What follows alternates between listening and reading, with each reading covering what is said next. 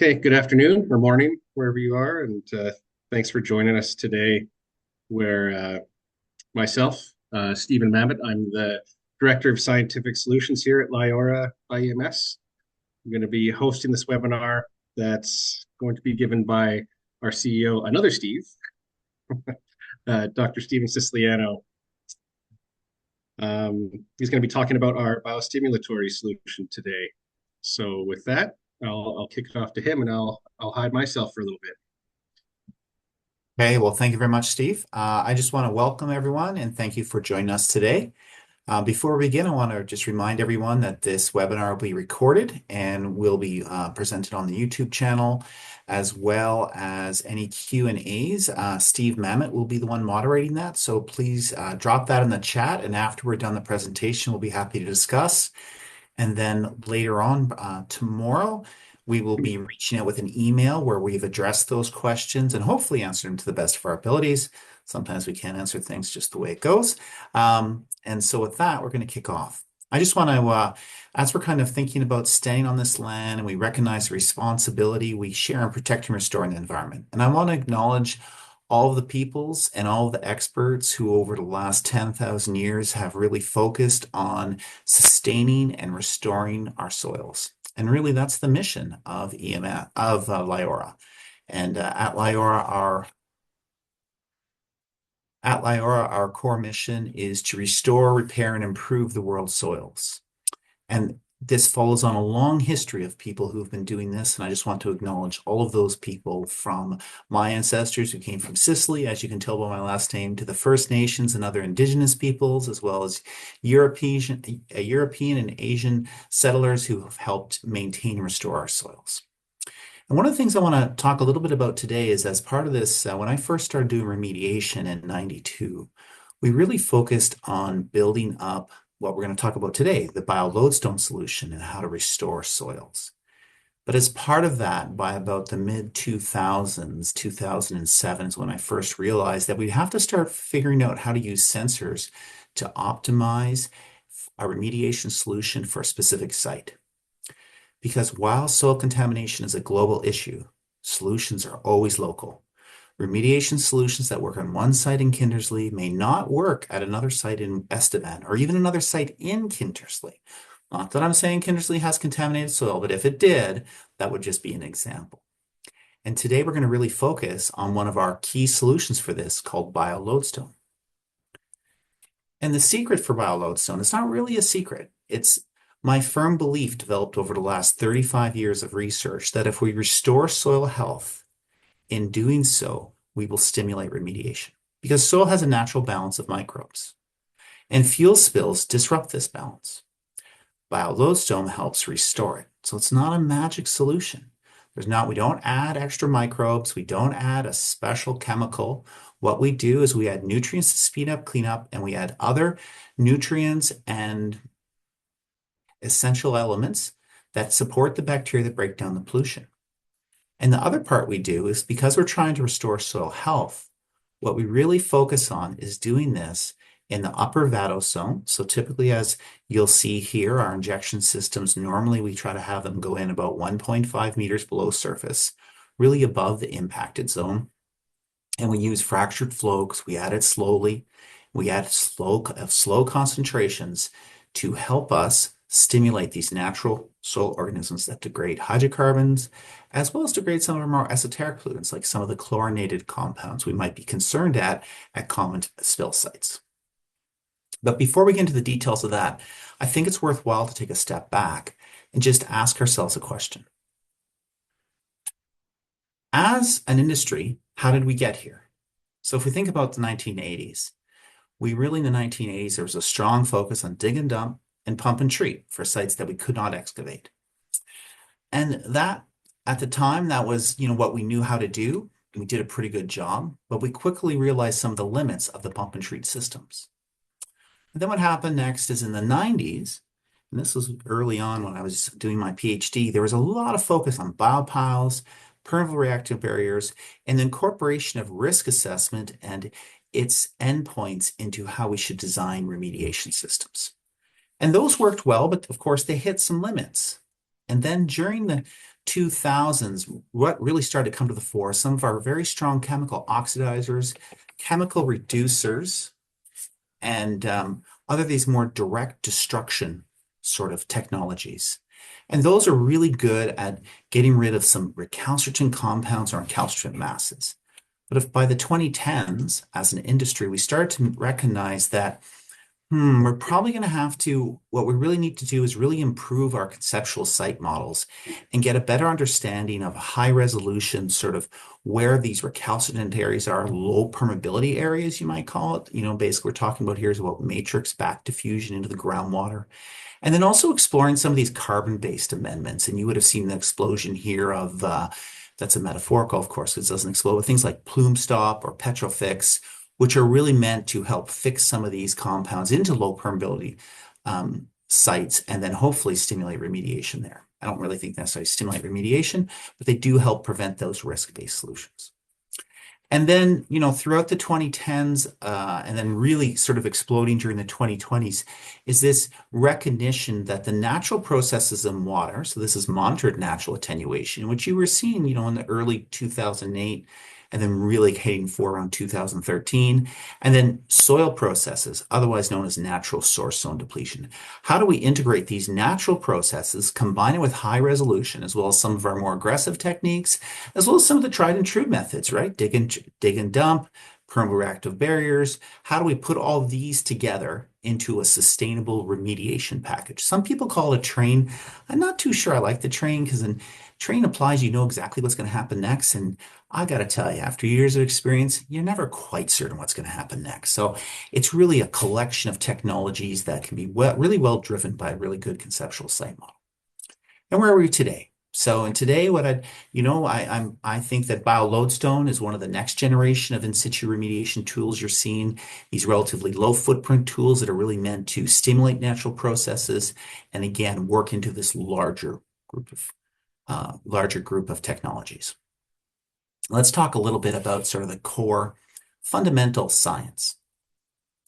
So, in essence, BioLodestone, it typically will form, the reason it's called BioLodestone is lodestone is an old word for a compass, which is a magnet of some sort. And what we've noticed under laboratory conditions is that often when we look at microbes that we've stimulated with BioLodestone, they're forming magnetite. And we found this out actually accidentally when we were extracting DNA to assess how well it was working. And, you use these magnetic beads to extract DNA, and the magnet actually started pulling our little vials full of bacteria to the magnet before we even extract the DNA. And effectively what's happening here is you have the BioLodestone mixture, which really is designed to optimize phosphate bioavailability. That's one of its core landmark abilities. That's what it was designed to do. That's what it's targeted for, as well as providing key electron acceptors such as nitrate, sulfate, iron, and as well as providing phosphorus. And when you get all three of those things happening, what you start to get is you get this combination of direct degraders here, often thoria. It's a type of a microbe that often does denitrification, that remediates, as well as syntrophic microbes. And this group of bacteria, as well as methanogenic archaea, really help really quickly stimulate hydrocarbon degradation. And that's effectively where we ended up. But of course, where we ended up is not where we started. So we can really sort of kick off BioLodestone until about 2006. And at this time, we were doing remediation work in Antarctica, up on Ellesmere and Baffin Island, and really focus on sort of how's the iron working here? How is the nitrate interacting? How do we make sure our system stays poised at that nitrate iron couple, which can be really effective? How do we do that in really difficult terrain? And then by 2011, started moving more into think about prairie soils and understanding microbial magnetite formation. You were starting to see this in literature as well, and trying to figure out how to stimulate that and get it going. Now, I want to be clear. We don't always see magnetite formation in the field, even if BioLodestone is successful. So magnetite is not a necessary requirement for BioLodestone to be successful, but it's often associated with it. It's kind of like a correlation thing. So so it doesn't prove causation, just to be clear here. And then by 2011, myself and Dr. Mamet, we started kicking off some field studies and saying, well, how well is this going to work and can we optimize it? And that's what we spent the next 6 years doing. And we really sort of recognize that bacteria, just like humans, need vitamins and nutrients to thrive. I don't think that's a revolutionary understanding, but operationalizing that and setting up multiple case studies in partnership with many of our early adopters that were working with us throughout this period, through the 2014, 2015, 2016, and 27. And what we saw by 2018 is that, this sort of breakthrough study that really proved that it was very effective across multiple sites. And we did a bunch of molecular work and a whole bunch of DNA stuff to sort of demonstrate that it really seemed to be linked to this phosphorus availability, syntrophic association building, which coincides, by the way, with work like that Serum was doing, Elizabeth Edwards' lab, and other labs across the world saying, hey, it's not about creating one microbe, it's about creating a healthy community. And that's what we do. We create a healthy community. And if you're interested in any of these papers, you can certainly reach out to our director of marketing, Andrea, and she will send them to you. Now, how do we actually deploy BioLodestone in the field? Because that's part and parcel. That's kind of really some of the hard things to do. How do you actually get this to work in the field? And so the first thing is that here's what the system looks like. It doesn't look like much, and that's on purpose because we want to keep this as light a footprint as possible. So at the bottom, what you'll see here, let me just get my little annotation down here. These are two solutions full of basically a brine mix of the key nutrients and electron acceptors. And it's a brine mix so that it doesn't precipitate and it doesn't foul. That then gets pumped up and mixed at specific levels with incoming water, which then gets injected into the ground. Now, here's an example. This is a research grade site of a manifold and injection points. I'll say that normally at commercial sites, we do not do this above ground. We actually put this below ground. We'll typically, some of the more recent work we've been doing, we can use old underground storage tank nests or even active underground storage tank nests or trenches. We try as much as possible. The rule of thumb to be successful for this is very simple.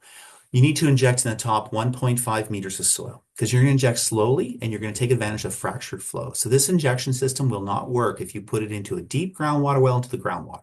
Remember, most of your pollutant is in the soil, and so you need to allow the soil to absorb the stimulant so that you're going to degrade it. And remember that about 10 times, there's normally 10 times more degradation activity in this sort of capillary zone of soil than you'll see below. The other thing here is that most of our soils, it's all about fractured flow and not matrix flow. So we have to go slow and we use low concentrations. The advantage of going slowly is that you can often power these systems off grid.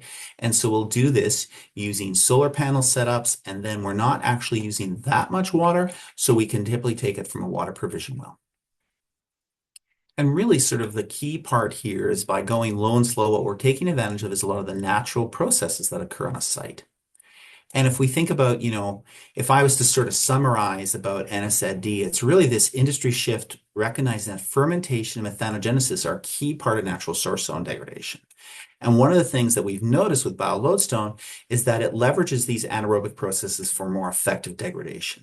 That was one of the key learnings from 2006, 2007. There's this idea that you should add all these oxygen compounds and try to shift a system that's typically anaerobic to aerobic. That can work if you can keep it aerobic, but most of the time you can't. And that switching between anaerobic, anaerobic, anaerobic, aerobic really stalls remediation. So our system is say, well, look, we're not going to try to fight Mother Nature. The matrix wants to keep it anaerobic. Let's just leave it at anaerobic and let's stimulate those processes. And if you want to get really technical, rather than allowing the system, so if we take a look here on the right side here, so here's the heart of the plume where you're really dominated by methanogenesis. So down here, you're at that methane sulfate couple. And then right at the edge of the field here, you have aerobic respiration that is hopefully containing your plume. And what we really focus on is sort of this 1, 2, 3 zone, because what we're trying to do is we want to keep the ecosystem poised at that iron nitrate couple, normally more towards the iron, and that's really, really effective. Now, in our soils here, which are cold and calcareous, that means we have a lot of sulfate, like 500 to 15,000 ppm sulfate. But SRBs, sulfate-reducing bacteria, can be relatively slow to degrade hydrocarbons. They work, but they're kind of the slow ones. Think of them as a sweeper cleaning things up. So one of the things we try to do with BioLodestone is we try to keep things at that iron nitrate couple. And one of the key things we do is we maintain iron in solution, we maintain phosphate in solution. And by doing that, we're able to keep those couples going. And you're going to see some of the results. We get really dramatic results across many sites. Now, in comparison to traditional methods, there's some things that BioLodestone does much better. There's some things it doesn't do so well. So first off, it's cheaper. You can see those pumps are relatively straightforward. The BioLodestone fertilizer prices have really gone up, especially since the recent land war in Europe. The environmental impact is incredibly low. We're not disturbing very much. We're not using harmful chemicals. In fact, BioLodestone itself is set up such that it meets groundwater requirements. So you could drink out of what comes out of that distributor directly to your mouth. You could pour a cup of water and drink it. I do not suggest you do that because that will give you some GI distress, but it would not kill you. Now, however, it's time to closure. We notice on average, before we're ready to submit for closure, you're looking at a minimum of probably 2 years in best case scenario. Well, actually, the record was 1, but I think that was really just luck. 2 years to maybe up to 5 years. Whereas in contrast, if you're thinking about a traditional approach, if you're going to excavate, look, if you need a site cleaned up this season, excavate it. There's no other system in the world that's going to work. In situ is not designed to be able to turn something open because finance has decided that they want to sell something tomorrow. You just can't do it. You're going to have to demolish that. And one of the reasons where this is coming from, I want to point out, is that what we notice is it's all linked to these two. So traditional has really high health and safety costs. I think we all know this. The most dangerous thing you can do is you can dig a hole. When you dig a hole, things happen, people fall in, and it's really the leading cause of geotechnical deaths or collapses. In addition, you're moving a lot of soil, typically not on great roads, which can endanger both wildlife, but also even more importantly, the local residents. In contrast to BioLodestone, you deploy once, you mobilize, you demobilize if you're in an area of the world that freezes like ours. From a sustainability point of view, of course, in situ just beats traditional hands down. Now, one of the key things here about BioLodestone, the real value here is, I'll give you an example that we're just dealing with, for example, is that we might have a remediation estimate. Oh, we could excavate this site for $100,000 and clean it. Well, that's great, except for there's a $2.5 million building that's on the site, which means you have to demolish it. So your actual remediation cost is $2.7 million. It's not $2.5.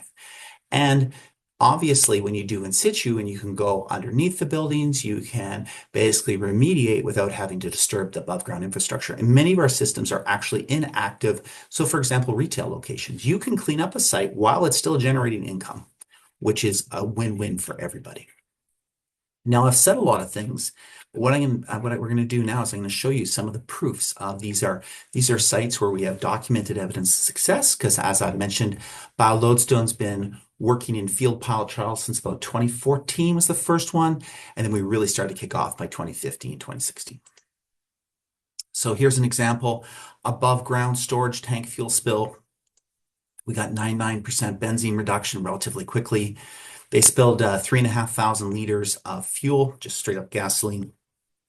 We were able to reduce the benzene in the Vado zone by 90%, with about a 99% reduction in benzene volume and mass, and was all done within 5 years. One of the things I do want to just emphasize to everybody is that remember that your groundwater is a lagging indicator of remediation. It's not leading. You have to clean up about 95% of the pollutant in soil before the groundwater is going to start to really show that change. And so if you're trying to monitor remediation, you should be looking at the soil. And that's one of the things our sensors do that I realized as we were building this was the use of the sensors are really essential to help to optimize. Because remember that, contaminated soil is a global problem, but your solutions are always going to be local. So you might need to tweak it depending on what site you are and where you are. Here's an example. This is from this same site.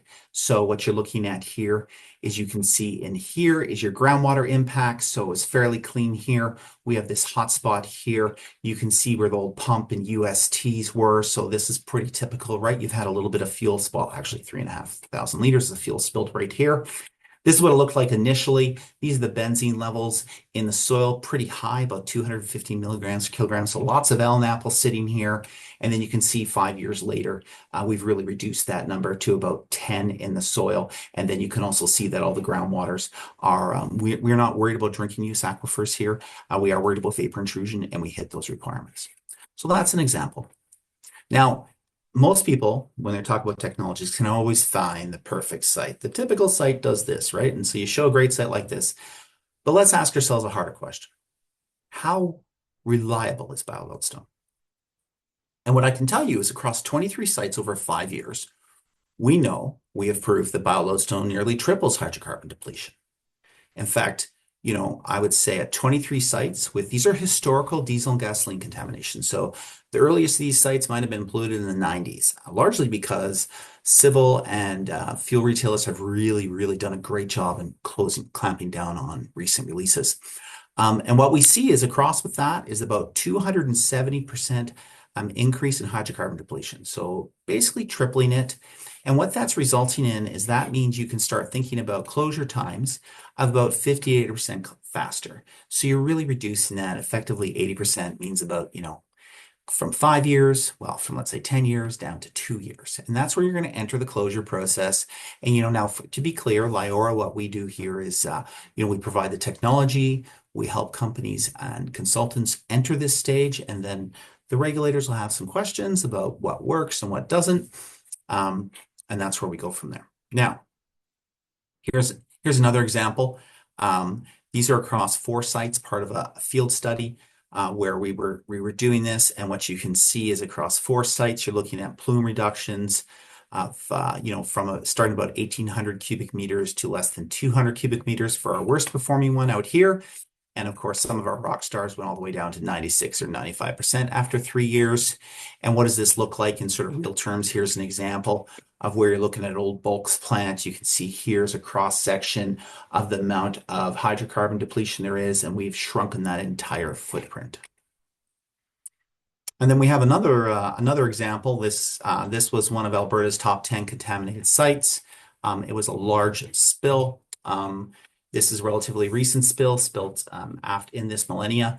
And what we saw is that we were able to BioLodestone at this site, which was an off-grid site, so solar powered using a water provision well, increased biodegradation rates about 30x compared to background. So we started, the site was getting rid of about 100 liters per month in 2022 through natural processes. And then by 2024, we had stimulated that to 3,000.